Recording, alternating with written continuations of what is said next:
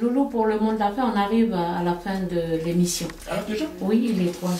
Ah oui, alors, moi, sur ce que vient de dire Yvon, nous, on est des militants, avec Yvon, avec toi, Yvette, avec d'autres. Nous, c'est nous qui battons le pavé ici, là, quand il faut se mobiliser ici à Nouméa contre tout ce qui s'est fait au détriment des Kanaks. Et ça fait des années qu'on le fait et on continuera à le faire. Et je dis tout à l'heure que j'allais revenir sur ce référendum. Oui. Parce que aujourd'hui, on nous dit que ce référendum-là, c'est la lumière qui va être, comment dire, qu'on va trouver à la porte du 4 novembre. Je disais tout à l'heure que moi, je fais partie de ceux qui ont fait confiance à Jean-Marie, qui se sont engagés avec lui, et donc qui avons signé l'accord Oudinot. Qu'est-ce qu'on a signé en 88 avec l'accord Oudinot? C'était quoi? Et ça, je vais le rappeler à tout le monde, à ceux qui écoutent, par rapport à ce fameux référendum là, du 4 novembre. Nous, on a signé un accord, et on a entériné, on a prolongé l'accord Matignon par l'accord Oudinot, qui prévoyait une période de 10 ans, et qui donc, au bout des 10 ans, il y aurait un référendum d'autodétermination. Qu'est-ce qu'on a fait en 88? On a figé le corps électoral. En 88, celui qui se prononçait au référendum de novembre 88, c'est le même corps électoral qui devait se prononcer en novembre 98. Mais pourquoi on n'a pas été à ce moment-là, si le référendum il était si important que ça?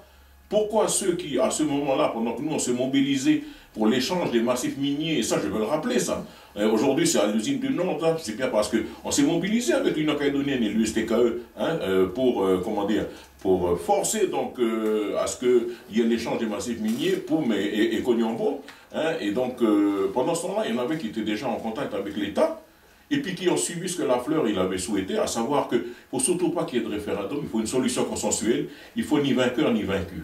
Et qu'est-ce qui s'est passé avec l'accord de Nouméa? On a donné 20 ans. Qu'est-ce qui s'est passé pendant ces 20 ans? Ce sont des dizaines de milliers de gens qui sont rentrés.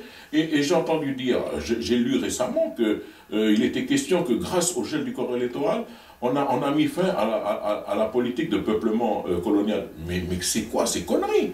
Ça, c'est des conneries monumentales. Parce que tous les jours, c'est des gens qui débarquent dans les 747, dans les A380, je ne sais pas quoi, les avions.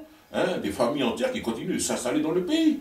Donc il faut arrêter de dire n'importe quoi aux gens. Mais en tout cas, moi je le dis, c'est pourquoi on n'a pas été au référendum de 98, puisque moi je suis certain que si on avait été en 98, on aurait gagné ce référendum. Donc ceux qui ont pris la responsabilité de signer un nouvel accord et qui nous ont emmenés là, mais qu'est-ce qu'ils ont fait pour garantir? Moi je leur ai dit au Congrès, quand on a discuté, j'ai dit, mais à quel moment on vous a entendu, vous les signataires de l'accord de Nouméa, dénoncer les flux migratoires? Nous, quand on se mobilise pour que nos jeunes diplômés, ils aient une direction, et on a gagné des postes de direction, il y a qu'à voir Daniel Lumbui au port autonome, et Georges Selefen donc à la D3T, et on va continuer à se battre pour que les Kanaks aient les postes partout, parce que c'est le pays des Kanaks. C'est pour ça qu'on se bat, on continue à se battre. Eh bien, on aurait bien aimé les entendre.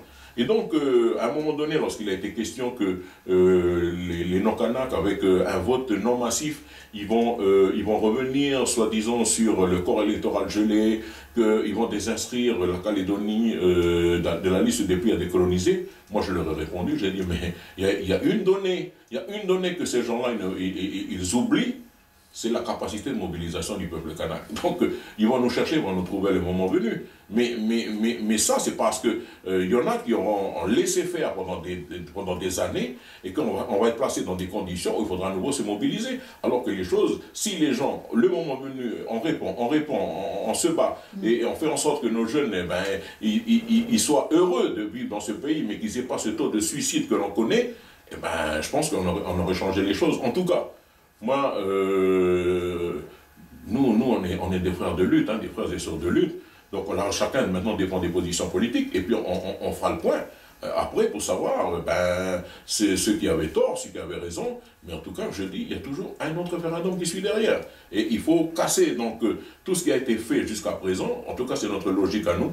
Revenir sur la fraude électorale. Il n'y a aucune raison que cette fraude électorale aujourd'hui, qu'on laisse comme ça. L'État français qui donne des leçons dans le monde entier sur les droits de l'homme, sur la démocratie, quand ils vont en Russie, quand ils vont en Chine. Et ici ils ont entériné la fraude électorale pour rendre minoritaire le peuple kanak. Ben non, nous on n'accepte pas. Merci.